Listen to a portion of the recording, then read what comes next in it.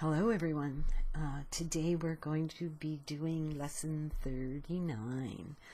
Wow. If you've stuck with it this far, congratulations. It's A Course in Miracles can be sometimes very overwhelming, and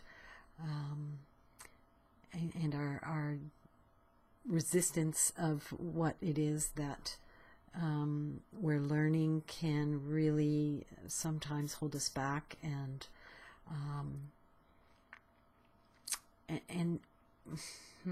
almost make us want to run away from what it is that it's wanting us to see.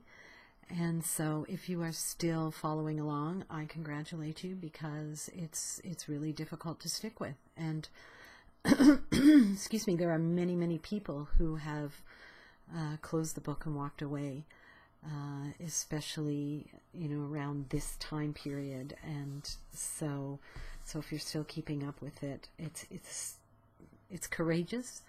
It's a great accomplishment, and you should really feel good about having come this far. So lesson 39. My holiness is my salvation. If guilt is hell, what is its opposite? Like the text for which this workbook was written, the ideas used for the exercises are very simple, very clear, and totally unambiguous. We are not concerned with intellectual feats or logical toys. We are dealing only in the very obvious, which has been overlooked in the clouds of complexity in which you think you think. If guilt is hell, what is its opposite? This is not difficult, surely. The hesitation you may feel in answering is not due to the ambiguity of the question. But do you believe that guilt is hell? If you did, you would see at once how direct and simple the text is, and you would not need a workbook at all. No one needs practice to gain what already is his. We have already said that your holiness is the salvation of the world. But what about your own salvation? You cannot give what you do not have. A Savior must be saved. How else can he teach salvation? Today's exercises will apply to you, recognizing that your salvation is crucial to the salvation of the world.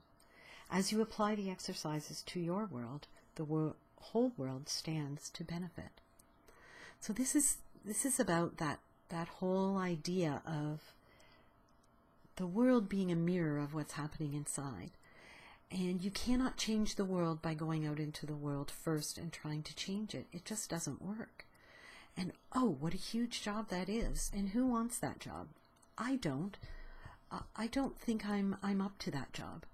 But I am up to the job, and I am capable of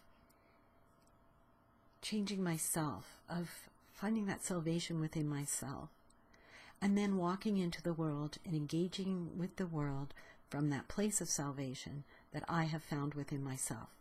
Now that's a much more manageable task, wouldn't you say?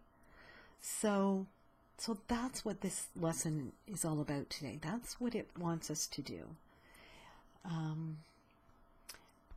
And just that it's stating that the text, which is large, and there's a lot of information in the text, and it can be overwhelming. And I suggest that if you do want to tackle the text and you're struggling with it, find a group that you can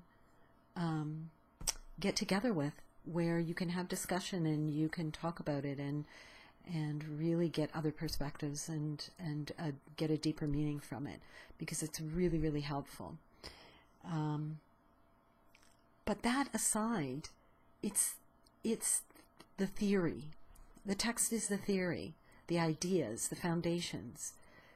The lessons are the practical, the ways in which you can put this to use in your day-to-day life. And that's what I really like about it, is that every day it gives you a way to apply the course to your day-to-day life. And I think that's the best way to learn. That's the best way to shift. That's the best way to make big changes in your life, is to practice on a day-to-day basis. So, your holiness is the answer to every question that was ever asked, is being asked now, or will be asked in the future. Your holiness means the end of guilt, and therefore the end of hell. Your holiness is the salvation of the world and your own. How could you, to whom your holiness belongs, be excluded from it? God does not know unholiness. Can it be he does not know his Son? A full 5 minutes are urged for the 4 longer practice periods for today, and longer and more frequent practice sessions are encouraged. If you want to exceed the minimum requirements, more rather than longer sessions are recommended, although both are suggested. Begin the practice periods as usual by repeating today's idea to yourself. Then, with closed eyes, search out your unloving thoughts in whatever form they appear: uneasiness, depression, anger, fear, worry, attack, insecurity, and so on. Whatever form they take, they are unloving and therefore fearful. And so it is from them that you need to be saved. So all these thoughts that are unloving to ourselves. How many times we beat ourselves up about something? How many times we carry guilt around for things that we did when in truth we were only doing the best we could in any given moment, maybe mistakenly thinking that we were protecting ourselves or someone else, or trying to be kind and approaching it in a incorrect way. All those things, the worry that we put ourselves through about things that most of the time don't even happen, or about the fact that we can't cope with what may happen, and finding out that either we don't have to cope because it doesn't happen, or that we do in fact have the ability to cope with it. The fear, the insecurity, all of those things, as they move through and you become aware and conscious of them, really, really look at them. Really see what it is that's holding you back, and how shifting and letting go of those thoughts and neutralizing them and seeing the meaningless of them, how that can be your salvation. And that brings you to your holiness. Specific situations, events, or personalities you associate with Specific situations, events, or personalities you associate with unloving thoughts of any kind are suitable subjects for today's exercises. It is imperative for your salvation that you see them differently, and it is your blessing on them that will save you and give you vision. Slowly, without conscious selection and without undue emphasis on any one in particular, search your mind for every thought that stands between you and salvation. Apply the idea for today to each of them in this way.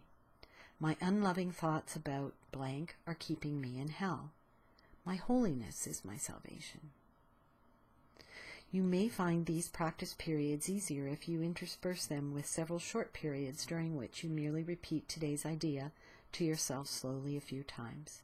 You may also find it helpful to include a few short intervals in which you just relax and do not seem to be thinking of anything. Sustained concentration is very difficult at first. It will become much easier as your mind becomes more disciplined and less distractible. Meanwhile, you should feel free to introduce variety into the exercise periods in whatever form appeals to you. Do not, however, change the idea itself as you vary the method of applying it. However you elect to use it, the idea should be stated so that its meaning is the fact that your holiness is your salvation. End each practice period by repeating the idea in its original form once more and adding, if guilt is hell, what is its opposite?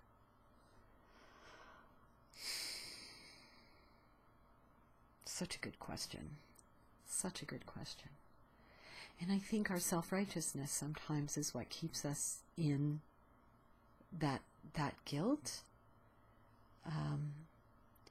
And so let's be courageous. Let's be courageous and really be honest with ourselves and see where it is that we are choosing to feel guilt and putting ourselves in hell, and how we can move into that holiness that is going to be our salvation. In the shorter applications, which should be made some 3 or 4 times an hour and more if possible, you may ask yourself this question. Repeat today's idea, and preferably both. If temptations arise, a particularly helpful form of the idea is, my holiness is my salvation from this. Wow. It was a long lesson, but a really, really valuable lesson, a really important one. And again, no better way to bring these concepts into your day-to-day life than through these lessons, because, wow, they are full of wisdom and full of amazing ways to help us shift our perspective, to see things differently, and to find a better way.